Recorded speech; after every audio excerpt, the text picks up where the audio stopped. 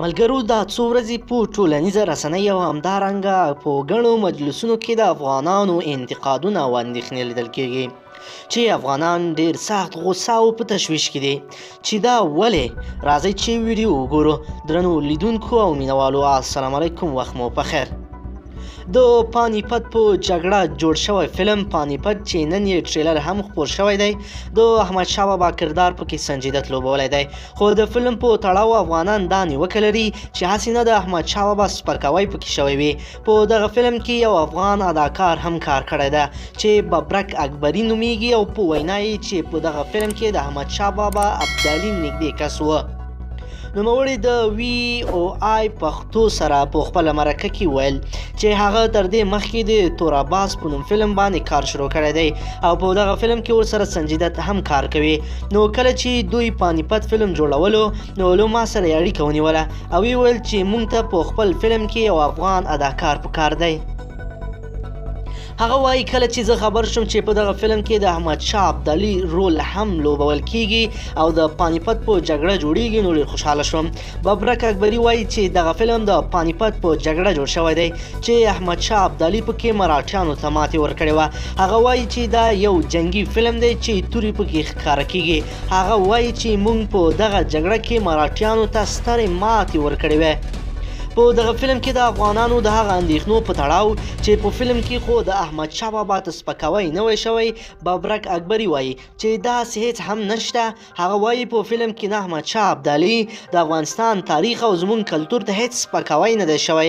هغه زیاتوي چې هر څوک خپل اتلان لري، زموږ اتل احمدشاه ابدالي دی خو د هندوانو لپاره بیا مراټیان اتلان دي. هغه وایي د دغه جګړې په اړه موږ هم تاریخ لیکلی دی او دوی هم لیکلی دی، نو دوی د فلم ټول معلومات له تاریخ او کتابونو راخیستي دي خو دا به وي چې تاریخ به د دوی وي.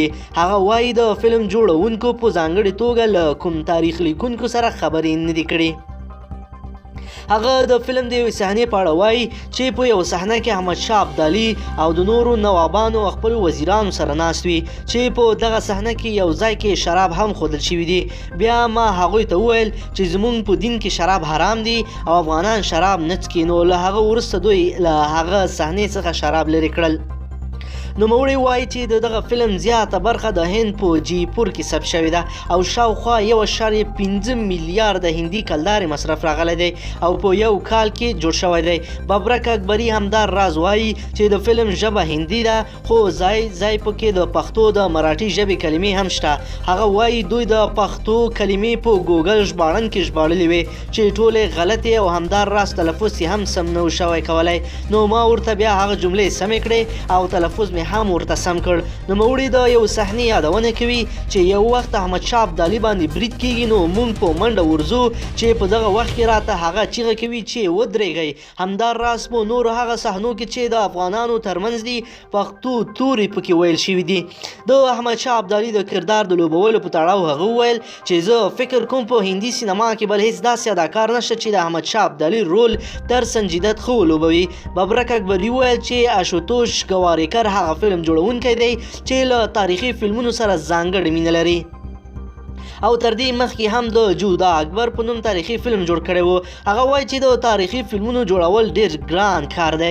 نوموړي په وروستیو کې یو ځل بیا هم یادونه وکړه چې په دغه فلم کې زموږ تاریخ، هیواد او احمدشاه ابدالي ته هیڅ سپکاوی نه دی شوی.